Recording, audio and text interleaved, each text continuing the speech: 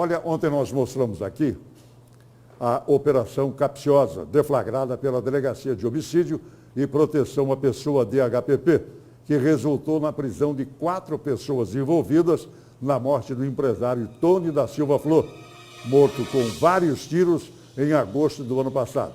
De acordo com as investigações, a esposa dele, essa moça, é apontada como a mandante do crime. Além dela, 3 homens foram presos.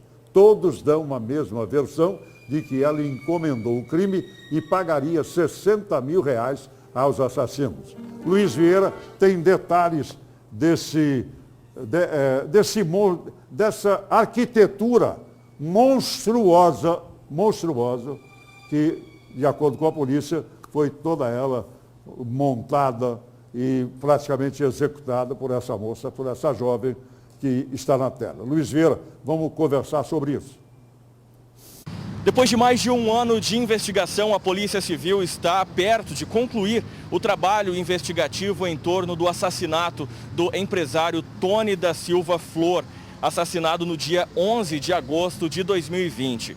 Depois de muitos trabalhos realizados e também muitas tentativas de ludibriar a polícia por parte dos criminosos, foi presa a Ana Cláudia Flor, ex-mulher de Tony, a principal acusada de ser a mandante do crime. Além dela, outros 3 envolvidos que seriam responsáveis por articular e executar o assassinato foram detidos pela Delegacia Especializada de Homicídios e Proteção à Pessoa. Pouco mais de um ano de investigação, diversos depoimentos tomados, diversas análises realizadas aqui pelo Núcleo de Inteligência da DHPP, chegamos a esses desdobramentos, né?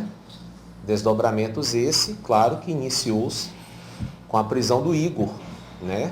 O Igor confessou na época, né? Na semana passada, o Igor confessou na íntegra que efetivamente foi ele que havia efetuado 5 disparos, né, no Tony, e ele confessou com detalhes de riqueza, né? Naquele momento eu afirmei para vocês que ele desejou permanecer calado, justamente para não prejudicar as investigações.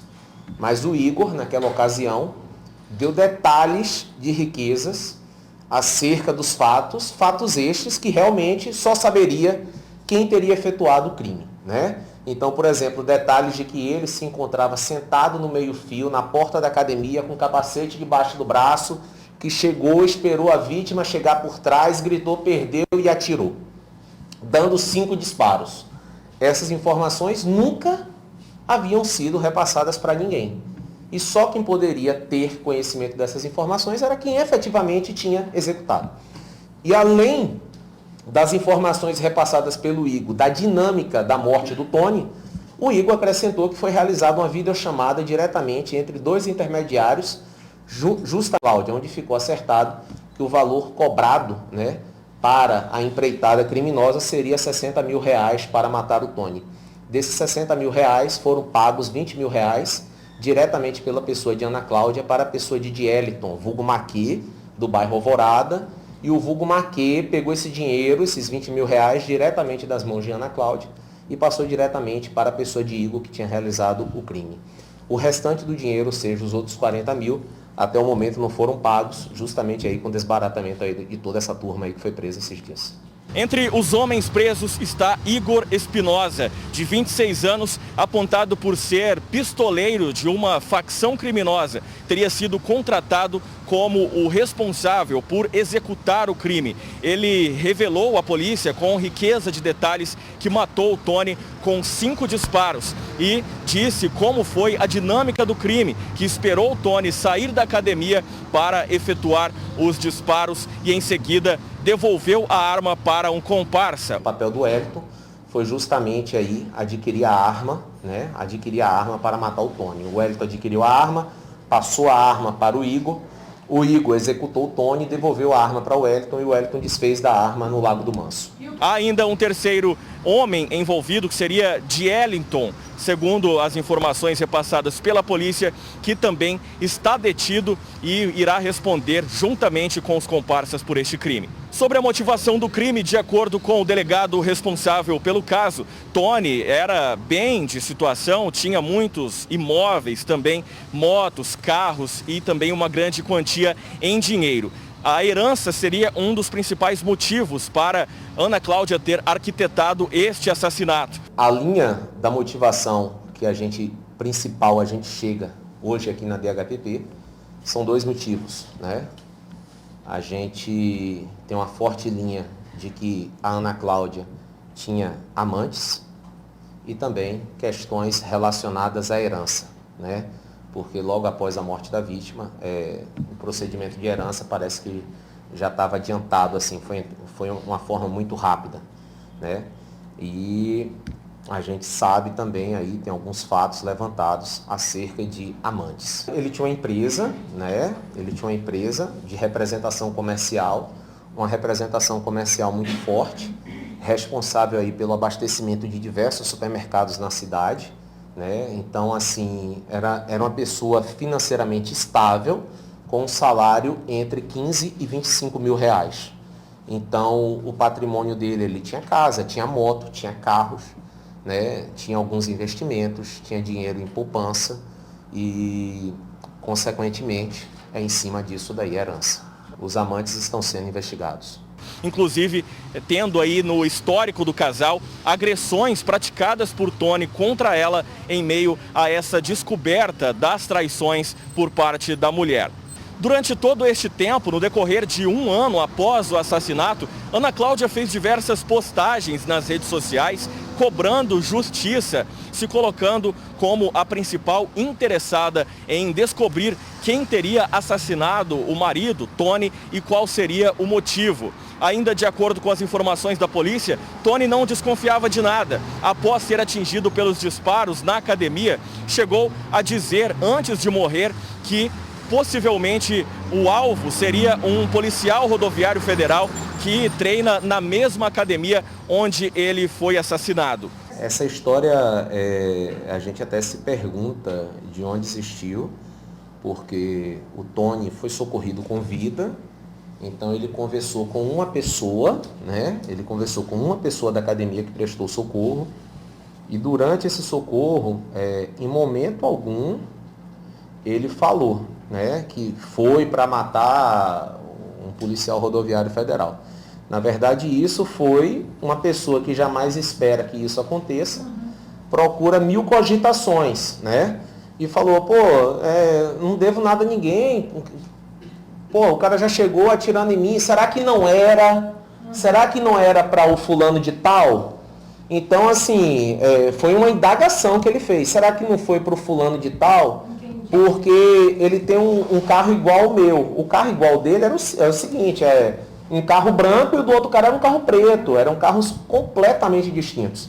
Inclusive, isso foi indagado no interrogatório, né, do Igor. E o Igor falou, não, a gente já sabia que a vítima era o Tony, porque a gente já tinha visto o perfil do Facebook dele. O Facebook dele era aberto. E, de fato, o Facebook dele era aberto. Havia várias fotos. E isso já tinha sido passado justamente pela Ana Cláudia. Desde o início das investigações, a Ana Cláudia, né, a esposa do Tony, já era apontada como a mandante. Então, existe uma situação em que você apura desde o início, né, até você efetivamente arranjar elementos que corroborem com essas informações anônimas. Então, se a prisão da Ana Cláudia foi efetuada na data de hoje, é porque as investigações apresentam diversos elementos que colocam ela como a mandante direta da morte do Tony. O Wellington é um tornozelado com algumas passagens pela polícia e tinha sido preso pela última vez juntamente com o Igor por tráfico de drogas. Dos 20 mil reais pagos, o Igor foi para a cidade do Rio de Janeiro, passou 2 meses no Rio de Janeiro e estourou os 20 mil. Esse pagamento foi feito nas proximidades do bairro Jardim Imperial, ali próximo da Viola de Coxo, onde o dinheiro foi entregue em um pacote, né, 20 mil reais foi entregue para a pessoa de Dieliton, vulgo Maquê, e o Dieliton repassou o dinheiro para o Igor. Ainda segundo o delegado, o nome da operação capciosa se deve justamente ao comportamento adotado por Ana Cláudia nessa tentativa de enganar a polícia e de se fazer de interessada em encontrar os responsáveis pelo crime. Aqui na delegacia, ao ser conduzida novamente a viatura, mais uma vez, mesmo com todos os indícios, ela negou as acusações. Não mandei matar ele. Depois de tudo, você não confessa? Conhece os outros presos? Você conhece os rapazes que foram presos? Não, também não. Eles falam que foi você. Eles falam, eles confessam. Tem boca que fala o foi que você. quer, né?